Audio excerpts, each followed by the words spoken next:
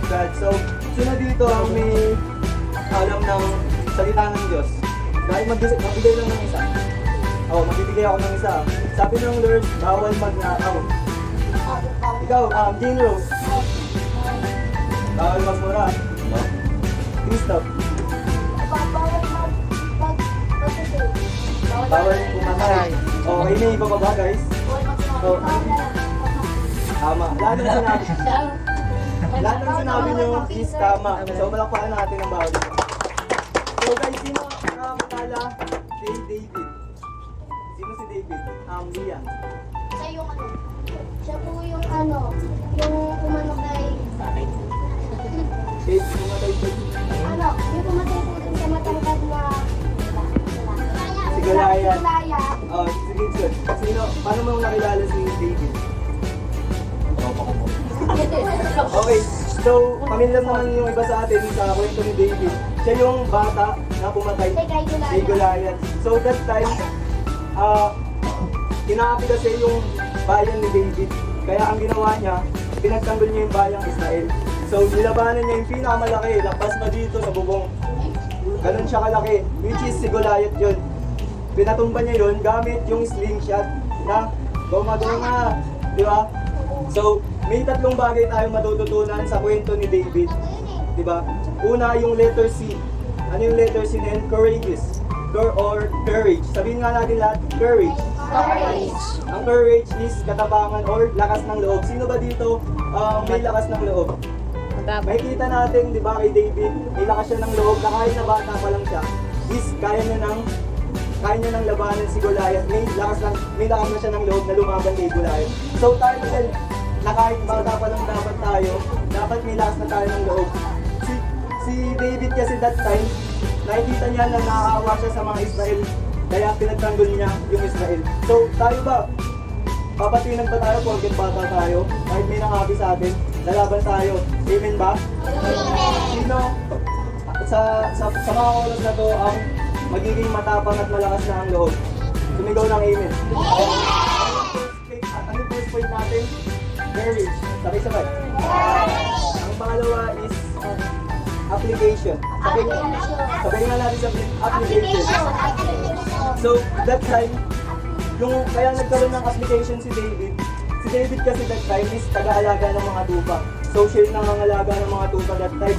Kung sino man yung umatake sa mga tupa niya, papatayin niya kahit yung mga oso o mga leon. Ganun siya kalakas kahit na bata pa lang siya. Kaya sa atin, paniwala tayo sa mga sarili natin kahit na bata pa lang tayo. Dapat may paniniwala tayo sa sarili natin na magagawa natin kahit na mahirap. Tama ba yun? So si David, kaya may sinatawag na application, in-apply niya kung ano yung natutunan niya sa ginagawa niyang pagpapastol sa mga tupa. So sa ating mga bata, sa atin dito, lahat ng tinuturo nila Teacher Jom, nila Teacher Rosa, dapat ina-apply natin sa buhay natin. Ano yung application po na tinatawag kuya, Teacher Alfred? Yung application na tinatawag doon is, kung ano man yung natututunan natin dito sa iTeach Ministry, dapat ina-apply natin sa labas. Kumbaga, sinasagawa natin kahit na nasa labas tayo. Tinuturuan tayo ni Teacher Pat na gumalang sa mga magulang natin. Dapat apply natin yun sa labas. Sa mga magulang natin, magpapo-opo tayo. Sa mga matatanda, magmamano tayo. Okay ba yun? Ano yung pangalawang puntos? Ano yung pangalawang points? Application. And then yung last is, kapag nagawa na natin yung una is courage at pangalawa is application, mataturn ito into power. Letter P, power. C-A-T kasi wala kasi tayo. So, sabay-sabay, power! Power na. So, kapag in-apply natin yung courage, yung lakas ng loob, at kapag in-apply din natin yung application na natututunan natin dito sa iTeach Ministry, yung lahat ng tinuturo sa atin ng mga teacher natin, magkakaroon tayo ng power kahit na bata pa lang tayo. Katulad ni David, di ba? Nakatumba niya si Goliath. So tayo din, kahit anumang Goliath, yung maharap natin, yung mga problema sa buhay natin, kaya natin patumbahin dahil may courage tayo at ina-apply natin yung mga natututunan natin dito sa iTeach Ministry. Tama ba yun? Ano yung unang puntos? Courage. Pangalawa? Pangatlo? Power. So magkaroon tayo ng power kahit na bata pa lang tayo. Amen ba yun? Amen. So gusto ko ipapisali sa inyo na verse. Sabay-sabay natin ha. After ko, babilin niyo yun. Ito yung iniwanan kong verse. Sabi sa Joshua 1 verse 9. Ulitin ko, Joshua 1 verse 9. Okay. Joshua 1 verse 9. Be strong and courageous. Be strong and courageous. Do not be afraid. Do not be afraid. Do not be discouraged. Do not be discouraged. For the Lord your God For the Lord your God will be with you will be with you wherever you go. wherever you go. Sinabi dito, ang nagsabi mismo nito is si Yahweh, which means yung Lord natin ang nagsabi nito. Ang sabi niya, be strong and courageous. Do not be afraid. Sabi niya, huwag daw tayong matatakot. Huwag daw tayong magdidismaya. Dahil kasama natin ang Lord. Naniniwala ba kayo sa kwento ni David? Kaya siya nanalo kasi kasama niya ang Diyos. Tama ba? Amen? Kaya tayo, kung kasama natin ang Lord, diba? Huwag tayong matatakot. Huwag kang matatakot mag-pray sa harapan. Huwag kang matatakot na sumagot sa teacher kapag nagtatawag siya ng discussion. Tama ba yun? Magiging matapang tayo, magkakaroon tayo ng courage na tinatawag kapag sumusunod lang tayo sa Lord. Okay ba yun? Kahit na bata tayo, huwag niyong iisipin na wala tayong impact. Meron tayong impact na magagawa kahit bata tayo, kahit na mga kabataan tayo. Basta sumusunod lang tayo sa Lord. Sa Lord. Tama ba yun? Ano yung unang point? Dalawa? Application. Power. Ayun, doon natin makikita yung sa buhay ni David. Palapahan natin ang Lord.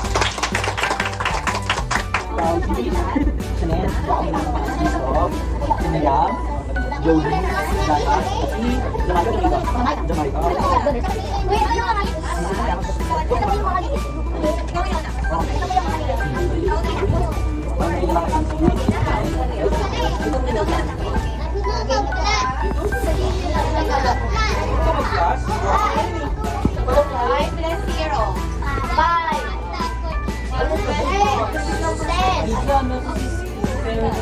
Siya, siya magaling. Ano?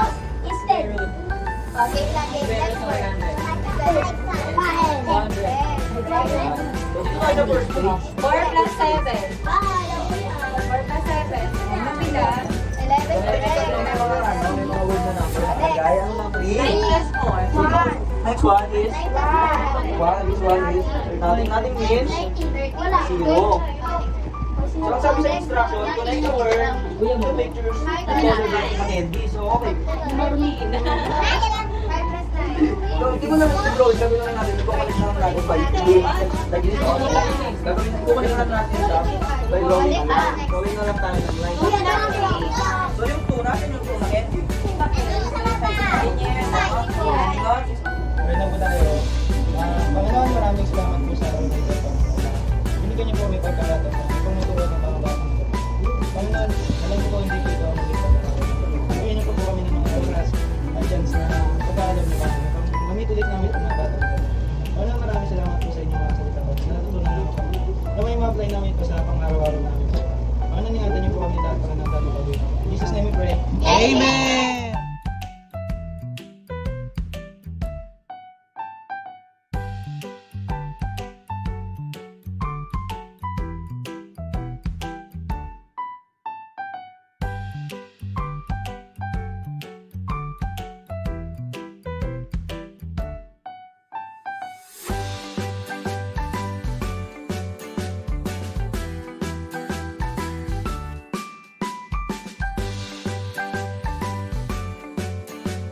Sobrang masaya po. Nakaramdam ko sa in life. Sobrang worth it na nanagampanan natin yung makatulong sa mga bata. Na meron tayong magandang maibabaon sa kanila. Hindi man pang matagalan, pero may naiwan pang magandang bagay dun sa mga bata. Yun ang pinakamahalaga ko.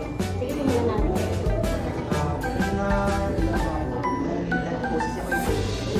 Nakakatuwa naman kasi yung kaya para sa mga sila mag-practice.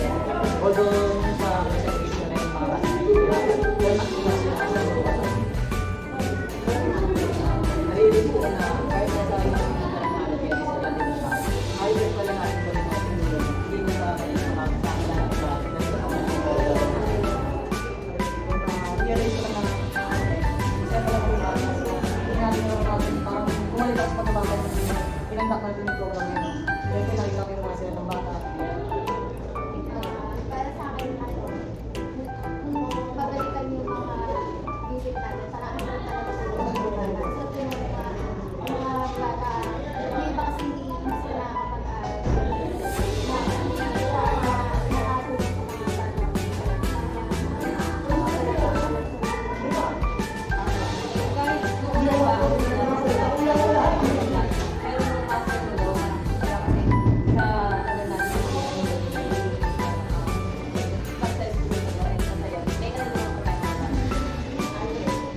Early na ito ako sa mga bata kasi pinakita sa kanila na ito yung tutunan ng gano'n.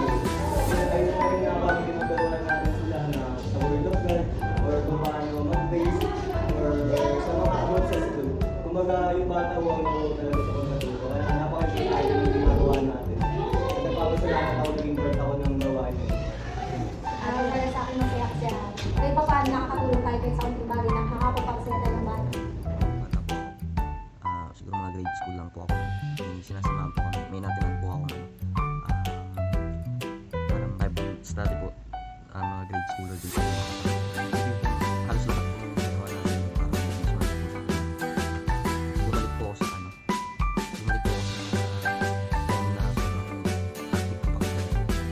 Pero hindi na sa bata, sa mentor na kahit hindi na ako ibigay niya pa rin mga chance para magawa ko yung mabigay ko yung mapa-experience ko sa mga bagay experience ko for kasama ng mga Ang reflection ko sa ginawa namin project is hindi po natin kailangan magpagaling, hindi po natin kailangan magpataling. Isa lang po ang kailangan natin, teamwork and cooperation po. Hindi natin matatapos yung isang proyekto. Ano lang ang teamwork, lalo na binigay sa atin ito, budget. Hindi naman natin ito matatapos nung wala tayong cooperation sa isa't isa. Like bigay ng suggestion, bigay ng opinion, yun lang po. And nakatulong naman po ang bawat isa sa pagbuo ng proyekto. Lalo na po nung ginagawa namin yung plano. Doon pa lang po is marami na po nag-suggest and nagbigay ng mga ideas about sa gagawin project po.